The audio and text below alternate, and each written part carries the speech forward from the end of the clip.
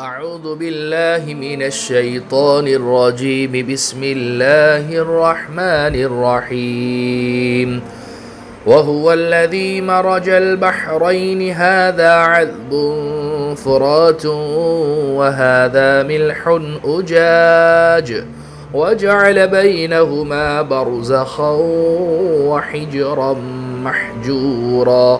وهو الذي خلق من الماء بشرا فجعله نسبا وصهرا وكان ربك قديرا. ويعبدون من دون الله ما لا ينفعهم ولا يضرهم وكان الكافر على ربه ظهيرا. وما أرسلناك إلا مبشرا ونذيرا. قل ما أسألكم عليه من أجر إلا من شاء أن يتخذ إلى ربه سبيلا. وتوكل على الحي الذي لا يموت وسبح بحمده وكفى به بذنوب عباده خبيرا. الذي خلق السماوات والأرض وما بينهما في 6 أيام ثم استوى على العرش الرحمن فاسأل به خبيرا. وإذا قيل لهم اسجدوا للرحمن قالوا وما الرحمن أنسجد لما تأمرنا وزادهم نفورا. میرے عزیز و پیارو بزرگو، اللہ کے رسول پر ایمان رکھنے والے میرے دین عظیم بھائیو، یہ 8 آیتیں جن کی تلاوت ابھی اب حضرات کے سامنے کی گئی، سورہ فرقان کا 5واں رکوع چل رہا تھا، اس کی یہ 8 آیتیں ہیں، اور جو ہے اس سے پہلے 8 آیتیں اس کی اور اس کی تفسیر خلاصہ نچوڑ آپ لوگوں کے سامنے آیا تھا۔ یہ 8 آیتیں جو ہے آیت نمبر 53 سے لے کر 60 آیت نمبر تک کی ہے۔ اچھا، اس سے پہلے یہ بات بتائی تھی کہ اس رکوع میں اللہ سبحانہ و تعالیٰ نے اپنی قدرت کاملہ کی کئی نشانیوں کی طرف توجہ دلائی ہے، جن پر انسان غور کرے تو ان میں سے ہر چیز اللہ تعالیٰ کی توحید پر واضح دلیل ہے، اور اس کے تحت جو ہے اللہ سبحانہ و تعالیٰ نے اپنی کچھ قدرت کی نشانیوں کو بتلایا کہ یہ دھوپ، سایہ، رات، دن، یہ سب ساری چیزیں اور اس کا تغیر اس پہ تم دیکھتے نہیں ہو۔ دین اس کے بعد اللہ سبحانہ و تعالیٰ بتلا رہے ہیں اللہ تو وہی ہے جس نے 2 دریاؤں کو اس طرح ملا کر چلایا ہے کہ ایک میٹھا ہے جس سے تسکین ملتی ہے اور ایک نمکین ہے سخت کڑوا، اور ان دونوں کے درمیان ایک آڑ اور ایسی رکاوٹ حائل کر دی ہے جس کو دونوں میں سے کوئی عبور نہیں کر سکتا۔ دریاؤں اور سمندروں کے سنگم پر یہ نظارہ ہر شخص دیکھ سکتا ہے کہ 2 الگ الگ قسم کے پانی ساتھ ساتھ چلتے ہیں، لیکن ایک دوسرے میں گدمد نہیں ہوتے، بلکہ دور تک ان کی خصوصیات الگ الگ دیکھی اور محسوس کی جا سکتی ہیں۔ یہی وہ عجیب و غریب آڑ ہے جو دونوں کو ایک دوسرے کی سرحد عبور کرنے نہیں دیتی، اور یہ اللہ سبحانہ و تعالیٰ کی قدرت کی واضح دلیل ہے کہ 2 سمندر ہے ساتھ ساتھ میں چل رہے ہیں، لیکن ایک کا پانی دوسرے میں نہیں جا سکتا، اور جو ہے حالانکہ ایک میٹھا ہے ایک کڑوا ہے، اور دونوں پانی آپس میں ملتے نہیں، نہ ان کا مزہ چینج ہوتا ہے، جو میٹھا ہے وہ میٹھا ہی ہے، جو کڑوا ہے وہ کڑوا ہی ہے۔ وَهُوَ الَّذِي مَرَجَ الْبَحْرَيْنِ هَذَا عَذْبٌ فُرَاتٌ وَهَذَا مِلْحٌ أُجَاجٌ وَجَعَلَ بَيْنَهُمَا بَرْزَخًا وَحِجْرًا مَحْجُورًا، اور وہی ہے جس نے 2 دریاؤں کو اس طرح ملا کر چلایا ہے کہ ایک میٹھا ہے جس سے تسکین ملتی ہے اور ایک نمکین ہے سخت کڑوا، اور ان دونوں کے درمیان ایک آڑ اور ایسی رکاوٹ حائل کر دی ہے جس کو دونوں میں سے کوئی عبور نہیں کر سکتا۔ وَهُوَ الَّذِي خَلَقَ مِنَ الْمَاءِ بَشَرًا فَجَعَلَهُ نَسَبًا وَصِهْرًا وَكَانَ رَبُّكَ قَدِيرًا، اور وہی ہے جس نے پانی سے انسان کو پیدا کیا، پھر اس کو نسبی اور سسرالی رشتے عطا کیے۔ دیکھیں، انسان جب پیدا ہوتا ہے تو تنہا ہوتا ہے، پھر اس کے ساتھ اس کے ماں باپ کا نام جوڑتا ہے، بھائی بہن ہوتے ہیں تو ان کا جوڑتا ہے، پھر والد کی طرف سے، والدہ کی طرف سے، والد کی طرف سے ددیالی رشتے، چاچا، پھوپھی، تایا، یہ سب سارے، اور والدہ کی طرف سے ماموں، خالہ، یہ سب سارے.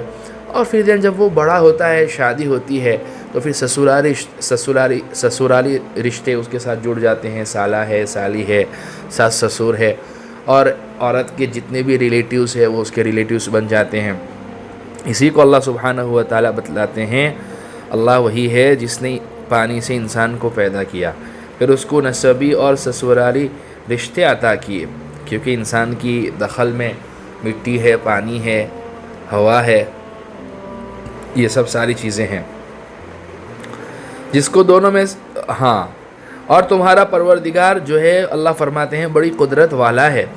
باقی اللہ کی قدرت کو کوئی چیلنج نہیں کر سکتا. ان اللہ علی کل شیء قدیر، جگہ جگہ اللہ نے اس بات کو بیان فرمایا، وہو علی کل شیء قدیر، وہ ہر چیز پر قادر ہے، اور اس میں کوئی ڈاؤٹ ہونا بھی نہیں چاہیے. ہمارے لیے کوئی بھی چیز امپاسبل ہو سکتی ہے، اللہ کے لیے ہے ہی نہیں. اللہ کے لیے نہ ایگزامپل ہے، نہ اللہ سبحانہ و تعالیٰ کے کوئی چیز امپاسبل ہے، کوئی چیز مشکل ہے. ہر چیز اللہ سبحانہ و تعالیٰ کے لیے آسان ہے. اور وہ مثالیں بھی جو بیان کی جاتی ہے وہ ہمیں سمجھانے کے لیے، ورنہ اللہ تو مثالوں سے بھی بالاتر ہے.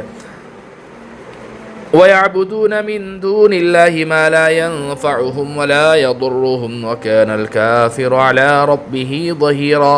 اور یہ لوگ ہیں کہ اللہ کو چھوڑ کر ایسی چیزوں کی عبادت کر رہے ہیں جو نہ ان کو کوئی فائدہ پہنچاتی ہے نہ نقصان، اور کافر انسان نے اپنے پروردگار ہی کی مخالفت پر کمر باندھ رکھی ہے. یہ شکوہ ہے اللہ سبحانہ و تعالیٰ کے کہ کائنات میں پھیلی ہوئی ان تمام چیزوں کی طرف بھی نظر نہیں کرتے، اور عبرت کی نگاہ سے نہیں دیکھتے. کیا ان کی عقل میں اتنی بات نہیں آتی کہ یہ جو سارا نظام ایک سسٹم سے جو چل رہا ہے، اس کو چلانے والی ایک ہی ذات ہو سکتی ہے، اس کے علاوہ اور کوئی نہیں ہو سکتا. اور یہ اللہ سبحانہ و تعالیٰ کی توحید پر واضح دلیل بھی ہے.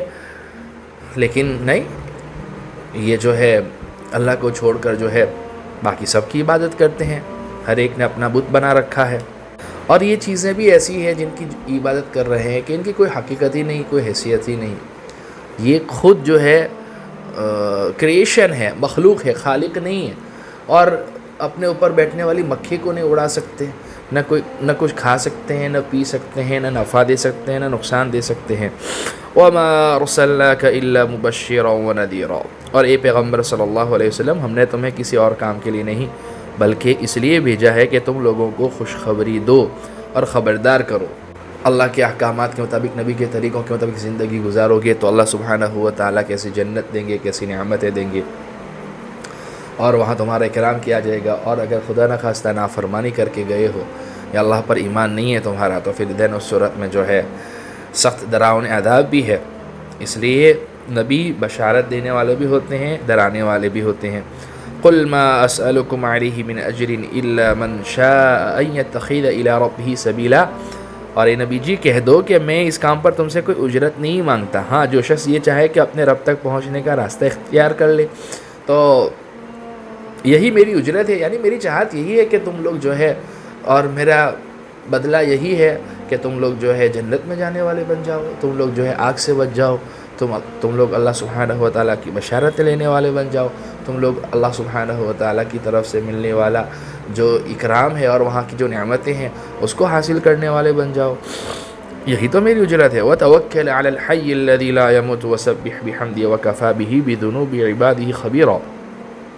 اور تم اس ذات پر بھروسہ رکھو جو زندہ ہے، جسے کبھی موت نہیں آئے گی، اور اسی کی حمد کے ساتھ تسبیح کرتے رہو، اور وہ اپنے بندوں کے گناہوں کی خبر رکھنے کے لیے کافی ہے.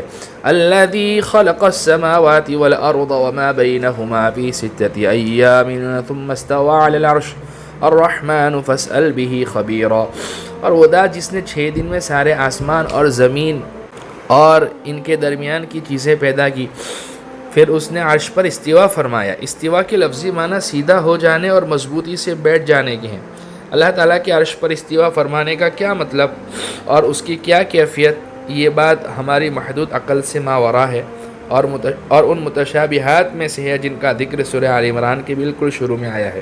اس لیے ان پر جوں کا تو ایمان رکھنا چاہیے، اور اس کی کیفیت کی تحقیق و جستجو میں نہیں پڑنا چاہیے، کیونکہ ہر چیز ضروری نہیں ہے کہ ہماری عقل محدود عقل میں آ جائے. اس لیے یہ متشابہات کے قبیل سے ہے، بس اس پر جھونکا تو ایمان لانا کافی ہے. جیسے ید اللہ ہے، اسی طریقے سے جو ہے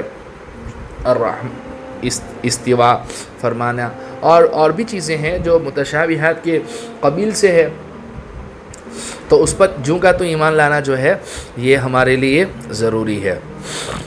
پھر اس نے عرش پر استوا فرمایا، وہ رحمان ہے اس لیے اس کی شان کسی جاننے والے سے پوچھو. وَإِذَا قِيلَ لَهُمُ اسْجُدُوا لِلرَّحْمَنِ قَالُوا وَمَا الرَّحْمَنُ أَنَسْجُدُ لِمَا تَأْمُرُنَا وَزَادَهُمْ نُفُورًا. اور جب ان لوگوں سے کہا جاتا ہے کہ رحمان کو سجدہ کرو تو یہ کہتے ہیں کہ رحمان کیا ہوتا ہے، کیا جسے بھی تم کہہ دو ہم اسے سجدہ کیا کریں. مشرکین مکہ اگرچہ اللہ تعالیٰ کی ذات پر ایمان رکھتے تھے، لیکن اللہ تعالیٰ کے لیے رحمان کے نام کو تسلیم نہیں کرتے تھے. اس لیے جب اللہ تعالیٰ کا ذکر اس نام کے ساتھ کیا جاتا تو وہ بڑی بدتمیزی سے اس مبارک نام کی تردید کرتے تھے، جبکہ کتنا پیارا نام ہے، کتنا سکون دیتا ہے نا رحمان. اور واقعی اللہ دنیا میں سب کے لیے رحمان ہے، مہربان ہے، رحیم ہے. آخرت میں اس کی رحمت مخصوص ہوگی ایمان والوں کے لیے، لیکن دنیا میں اس کی رحمت ہر ایک پر جو ہے عام ہے، نہ ماننے والوں پر بھی ماننے والوں پر بھی. یہی وجہ ہے کہ ان کو کھانا پانی دانا بلکہ دنیا ان کو زیادہ دی ہوئی ہے، اور وہ جو ہے عیش و عشرت میں زندگی گزار رہے ہیں. لیکن کتنا پیارا نام ہے رحمان. تو مشرکین مکہ کو جب یوں کہا جاتا تھا نا رحمان کو سجدہ کر تو بدک جاتے تھے، اور وہ اس بات سے اور زیادہ بدکنے لگتے ہیں. یہ دیکھیے سجدے کی آیت ہے، اور جو شخص عربی زبان میں آیت پڑھے یا سنے اس پر سجدے تلاوت واجب ہے. البتہ آیت کو پڑھے بغیر صرف دیکھنے سے سجدہ واجب نہیں ہوتا، صرف ترجمہ زبان سے پڑھنے میں بھی احتیاطاً سجدہ کر لینا ضروری ہے. لیکن اگر کوئی آدمی ریکارڈنگ کی شکل میں آیت سجدہ سنتا ہے تو پھر اس صورت میں سجدہ تلاوت واجب نہیں ہوتا. بہرحال جو ہے یہ 8 آیتیں تھیں سورہ فرقان کے جو ہے 5ویں رکوع کی ایک رکوعی صورت کا رہ گیا ہے. اللہ سبحانہ و تعالی ہمارے اس مبارک سلسلے کو قبول فرماوے، نجات بخشش کا ذریعہ بناوے، کہنے سننے سے زیادہ عمل کی توفیق عطا فرماوے. وآخر دعوانا الحمدللہ رب العالمین.